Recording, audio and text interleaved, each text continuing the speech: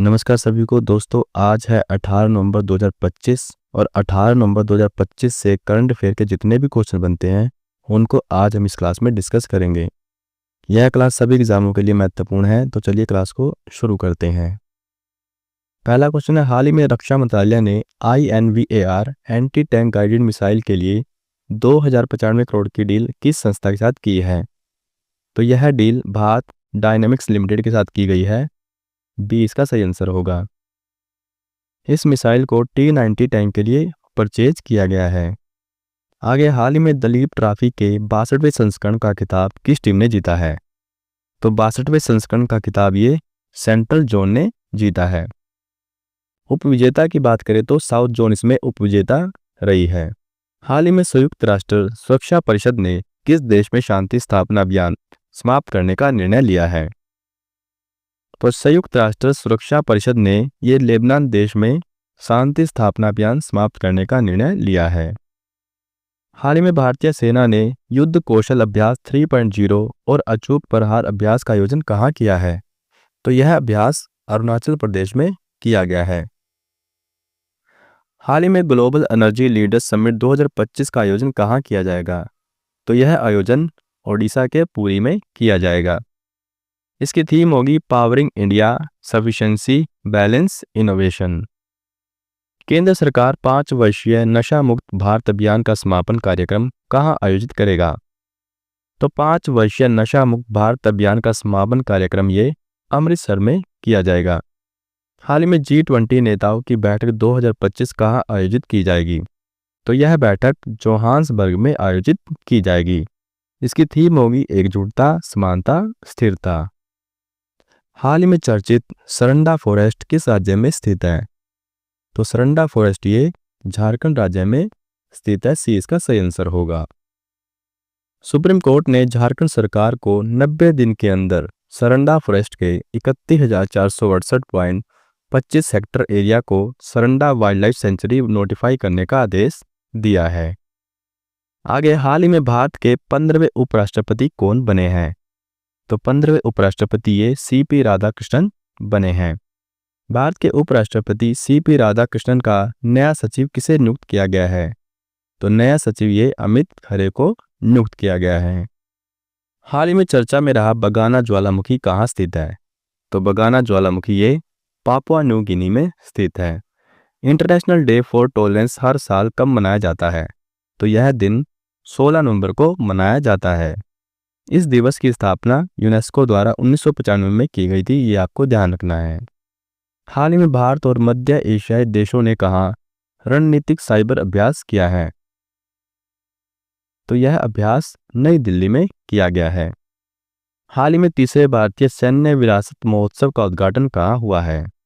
तो तीसरे भारतीय सैन्य विरासत महोत्सव का उद्घाटन ये नई दिल्ली में हुआ है। आगे, हाल ही में राजस्व खुफिया निदेशालय ने किस ऑपरेशन के तहत मुंबई में लगभग 1505 करोड़ रुपए मूल्य का सोना जब्त किया है? तो यह सोना ऑपरेशन बुलियन ब्लेज के तहत जब्त किया गया है। ये इसका सही आंसर होगा। आगे, हाल ही में नेपाल की पहली अटॉर्नी जनरल कौन बनी है? तो नेपाल की पहली अटॉर्नी जनरल ये सबिता भंडारी बनी है। हाल ही में वित्त मंत्रालय के व्यय विभाग में महालेखा नियंत्रक का पदभार किसने ग्रहण किया है? तो महालेखा नियंत्रक का पदभार ये TCA कल्याणी ने ग्रहण किया है। हाल ही में राष्ट्रीय स्क्वैश चैंपियनशिप 2025 में महिला एकल स्पर्धा खिताब किसने जीता है?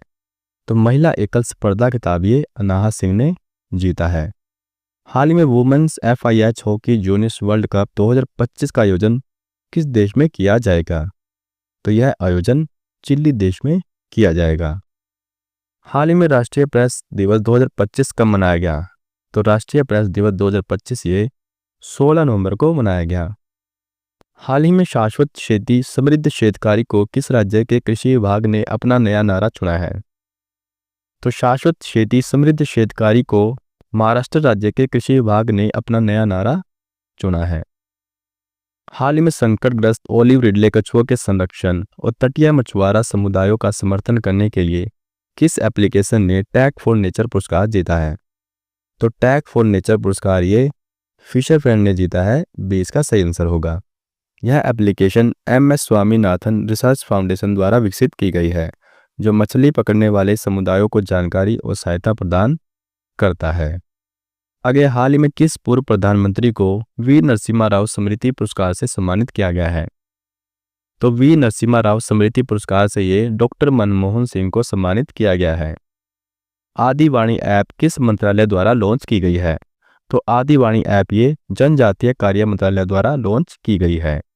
हाल ही में भारतीय पहल किसने लॉन्च की है? तो भारतीय पहल ये हैप्पीडा ने लॉन्च की है। हाल ही में COP30 समिट में अराइज कार्यक्रम किसके द्वारा लॉन्च किया गया है? तो अराइज कार्यक्रम ये क्लाइमेट इन्वेस्टमेंट फंड के द्वारा लॉन्च किया गया है।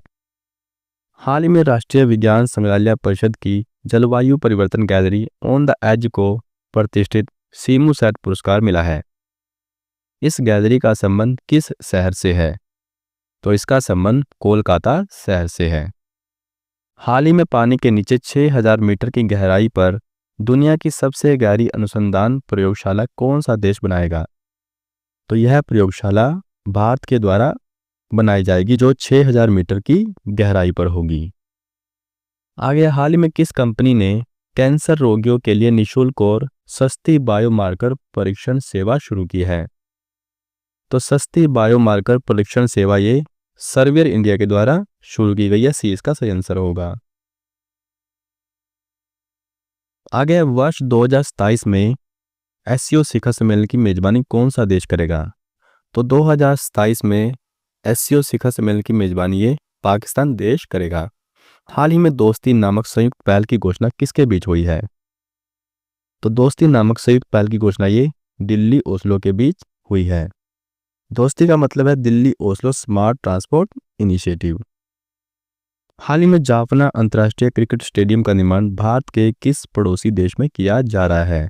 तो जाफना अंतर्राष्ट्रीय क्रिकेट स्टेडियम का निर्माण ये श्रीलंका देश में किया जा रहा है। हाल ही में एशियाई तीरंदाजी चैंपियनशिप 2025 में भारत की क्या रैंक रही? तो भारत इसमें फर्स्ट पोजीशन पर रहा है। हाल ही में जल संचय जन भागीदारी पहल के तहत किसे सर्वश्रेष्ठ प्रदर्शन करने वाले राज्य का पुरस्कार मिला है? तो सर्वश्रेष्ठ प्रदर्शन करने वाले राज्य का पुरस्कार ये तेलंगाना को मिला है। हाल ही में कहाँ पहली बार आयोजित जनजातीय खेल सम्मेलन का समापन हुआ है? तो पहली बार आयोजित जनजातीय खेल सम्मेलन का समापन ये लद्दाख में हुआ है। आगे, हाल ही में IPL फ्रेंचाइजी KKR ने किसे असिस्टेंट कोच नियुक्त किया है? तो असिस्टेंट कोच ये शेन वॉटसन को नियुक्त किया गया है। डी इसका सही आंसर होगा। यह नियुक्ति IPL 2026 सीजन के लिए की गई है। वुमेन फीडे मास्टर का खिताब जीतने वाली बिहार की पहली महिला फीडे मास्टर कौन बनी है? तो बिहार की पहली महिला फीडे मास्टर ये मरियम फातिमा बनी है। हाल ही में मैत्री अभ्यास का 14वां संस्करण कहाँ आयोजित किया गया है? तो 14वां संस्करण ये मेघालय में आयोजित किया गया है। आगे है, GST की नई दरें कब से लागू हुई है? तो GST की नई दरें ये 22 सितंबर 2025 से लागू हुई है। भारत की पहली ड्रोन सिटी किस राज्य में बनाई जाएगी? तो पहली ड्रोन सिटी ये आंध्र प्रदेश राज्य में बनाई जाएगी। हाल ही में सदस्य देशों के बीच आवागमन के लिए ऐतिहासिक वन स्टॉप यात्रा प्रणाली को किसने मंजूरी दी है? तो वन स्टॉप यात्रा प्रणाली को ये खाड़ी सहयोग परिषद ने मंजूरी दी है। हाल ही में किस देश से आयाती स्टील पर भारत ने एंटी डंपिंग ड्यूटी लगाई है? तो ये वियतनाम देश से आयाती स्टील पर भारत ने एंटी डंपिंग ड्यूटी लगाई है। आगे, हाल ही में किस देश में सकुराजिमा ज्वालामुखी फटा है? तो सकुराजिमा ज्वालामुखी ये जापान देश में फटा है। सी इसका सही आंसर होगा। हाल ही में भारत तिब्बत सीमा पुलिस के नए महानिदेशक के रूप में किसे नियुक्त किया गया है? तो भारत तिब्बत सीमा पुलिस के नए महानिदेशक ये प्रवीण कुमार बने हैं। हाल ही में भारतीय क्रिकेट कंट्रोल बोर्ड BCCI के नए अध्यक्ष के रूप में किसे नियुक्त किया गया है? तो नए अध्यक्ष के रूप में ये मिथुन मनहास को नियुक्त किया गया है। हाल ही में लॉन्च भारत का पहला स्वदेशी माइक्रो प्रोसेसर कौन सा है? तो भारत का पहला स्वदेशी माइक्रो प्रोसेसर ये विक्रम 32 है। किस महिला ODI क्रिकेट विश्व कप विजेता खिलाड़ी को हरियाणा राज्य महिला आयोग का ब्रांड एम्बेसडर नियुक्त किया गया है? तो हरियाणा राज्य महिला आयोग का ब्रांड एम्बेसडर ये शेफाली वर्मा को नियुक्त किया गया है। आगे हाल ही में भारतीय सेना ने अखंड प्रहार अभ्यास कहाँ आयोजित किया है? तो अखंड प्रहार अभ्यास ये राजस्थान के जैसलमेर में आयोजित किया गया है। हाल ही में वर्ल्ड डायबिटीज डे 2025 कब मनाया गया है? तो वर्ल्ड डायबिटीज डे ये 14 नवंबर को मनाया गया है। इसकी थीम थी जीवन के विभिन्न चरणों में मधुमेह, डायबिटीज अक्रॉस लाइफ स्टेजेस। हाल ही में पहला Icom international council of museum sustainability पुरस्कार किसे प्रदान किया गया है? तो यह पुरस्कार के होल और जेमी ब्राउन दोनों को प्रदान किया गया है। डी इसका सही आंसर होगा। आगे है लगातार 3 बार बैलन डी'ओर पुरस्कार जीतने वाली दुनिया की पहली महिला खिलाड़ी कौन बनी है? तो बैलन डी'ओर पुरस्कार जीतने वाली दुनिया की पहली महिला खिलाड़ी ये हिताना बोनमाती बनी है। हाल ही में देश की पहली multi lane free flow tolling प्रणाली कहाँ लागू की जाएगी? तो देश की पहली multi lane free flow tolling प्रणाली ये गुजरात राज्य में लागू की जाएगी। हाल ही में सबसे आकर्षक सोशल मीडिया अभियान श्रेणी में पाटा गोल्ड अवार्ड 2025 किसने जीता है? तो पाटा गोल्ड अवार्ड ये केरल पर्यटन ने जीता है। किस राज्य के पन्ना डायमंड को जीआई टैग मिला है? तो मध्य प्रदेश के पन्ना डायमंड को जीआई टैग मिला है। आगे हाल ही में 2025 डेफ ओलंपिक्स में पुरुषों की 10 मीटर एयर राइफल स्पर्धा में स्वर्ण पदक जीतकर नया विश्व रिकॉर्ड किसने बनाया है? तो स्वर्ण पदक जीतकर नया विश्व रिकॉर्ड ये धनुष श्रीकांत ने बनाया है। आईपीएल इतिहास में सबसे ज्यादा 1000 चौके लगाने वाले पहले खिलाड़ी कौन बने हैं? तो पहले खिलाड़ी ये विराट कोहली बने हैं। आगे हाल ही में भारत 64,000 से ज्यादा पेटेंट दाखिल करने के साथ दुनिया में कौन से स्थान पर सबसे बड़ा पेटेंट दाखिलकर्ता देश बन गया है? तो भारत 6ठे स्थान पर दुनिया का सबसे बड़ा पेटेंट दाखिलकर्ता देश बन गया है। पेटेंट एक कानूनी अधिकार है जो किसी आविष्कार को एक निश्चित अवधि के लिए अपने आविष्कार को दूसरों द्वारा बनाए जाने, उपयोग करने या बेचने से रोकने की अनुमति देता है। आगे हाल ही में अंतर्राष्ट्रीय जल पुरस्कार 2025 जीतने वाले पहले भारतीय कौन बने हैं? तो अंतर्राष्ट्रीय जल पुरस्कार 2025 जीतने वाले पहले भारतीय ये डॉक्टर हिमांशु कुलकर्णी बने हैं। हाल ही में यूनाइटेड नेशन पॉपुलेशन फंड ने जेंडर इक्वलिटी के लिए किसे अपना मानद ब्रांड एम्बेसडर नियुक्त किया है? तो एक कृति सेनन को ब्रांड एम्बेसडर नियुक्त किया गया है। आगे हाल ही में 77वें प्राइम टाइम एमी अवार्ड 2025 में बेस्ट ड्रामा सीरीज का अवार्ड किसे मिला है? तो बेस्ट ड्रामा सीरीज का अवार्ड ये अडोलेसेंस को मिला है। हाल ही में 24वीं एशियाई तीरंदाजी चैंपियनशिप 2025 में महिला रिकर्व कैटेगरी में स्वर्ण पदक किस भारतीय तीरंदाज ने जीता है? तो महिला रिकर्व कैटेगरी में स्वर्ण पदक ये अंकिता बकत ने जीता है। पुरुष वर्ग की बात करें तो पुरुष वर्ग में ये धीरज बोम्मा देवरा ने स्वर्ण पदक जीता है। हाल ही में 2025 विश्व मुक्केबाजी कप फाइनल्स कहाँ आयोजित की जा रही है? तो यह ग्रेटर नोएडा में आयोजित की जा रही है। केंद्र सरकार ने फ्रांस से कितने मरीन राफेल फाइटर जेट की खरीदी को मंजूरी दी है? तो केंद्र सरकार ने फ्रांस से 26 मरीन राफेल फाइटर जेट खरीद को मंजूरी दी है। अगला, हाल ही में किस राज्य के डोकलाम और चोला स्थल को पहली बार पर्यटकों के लिए खोला जाएगा? तो इस सिक्किम राज्य के डोकलाम और चोला स्थल को पहली बार पर्यटकों के लिए खोला जाएगा। सी इसका सही आंसर है। सितंबर 2025 में भारतीय वायुसेना ने 62 वर्षों की सेवा के बाद मिग-21 को रिटायर कर दिया है। इसे भारतीय वायुसेना में किस वर्ष शामिल किया गया था? तो इसे भारतीय वायुसेना में 1963 में शामिल किया गया था। हाल ही में नैनो बनाना एआई फोटो एडिटिंग टूल किसने लॉन्च किया है?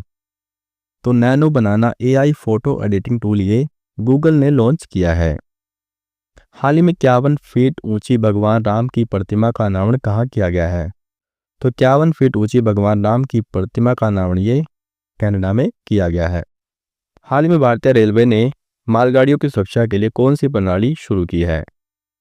तो दृष्टि इसका सही आंसर होगा। हाल ही में दक्षिण पूर्व एशिया के सबसे बड़े अंतर्राष्ट्रीय बौद्ध आयोजन अंतर्राष्ट्रीय त्रिपिटक जप समारोह की मेजबानी कौन सा देश करेगा? तो यह मेजबानी भारत देश द्वारा की जाएगी।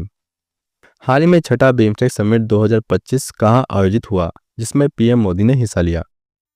तो 6ठा बिम्स्टेक समिट ये थाईलैंड में आयोजित हुआ जिसमें पीएम मोदी ने हिस्सा लिया। हाल ही में जापानीज आर्किटेक्चर से प्रेरित पब्लिक प्लाजा पार्क का निर्माण कहाँ किया जा रहा है?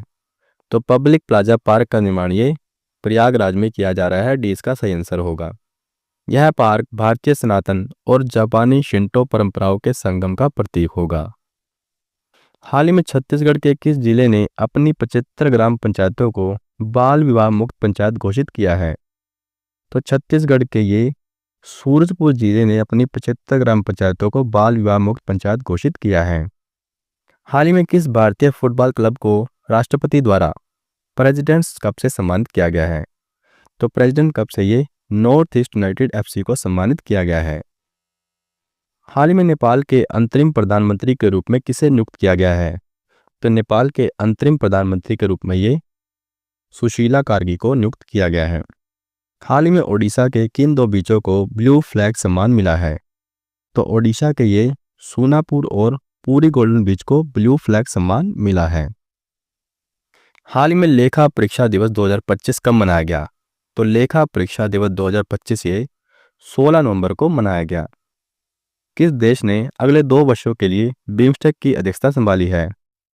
तो बांग्लादेश ने अगले 2 वर्षों के लिए बिम्स्टेक की अध्यक्षता संभाली है। तो ये थे हमारे करंट अफेयर के कुछ आज के क्वेश्चन। अब हम स्ट्रेटजी जीके के कुछ क्वेश्चन को डिस्कस करेंगे। पहला क्वेश्चन है, अफीम युद्ध किन दो देशों के बीच लड़ा गया? तो अफीम युद्ध ये चीन और इंग्लैंड के बीच लड़ा गया। मुगल शासन में मनसबदारी प्रथा का परिवर्तन किसके द्वारा किया गया? तो मनसबदारी प्रथा का परिवर्तन ये अकबर के द्वारा किया गया।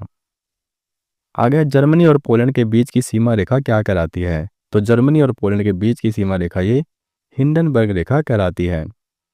1919 में आयोजित अखिल भारतीय खिलाफत सम्मेलन के अध्यक्ष कौन थे? तो इसके अध्यक्ष महात्मा गांधी थे। तनाख किस धर्म का एक पवित्र ग्रंथ है? तो तनाख ये यहूदी धर्म का एक पवित्र ग्रंथ है। तो ये थी हमारी आज की क्लास। अब आपके एक छोटा सा टेस्ट है जिसका आंसर आपको हमें कमेंट बॉक्स में बताना है।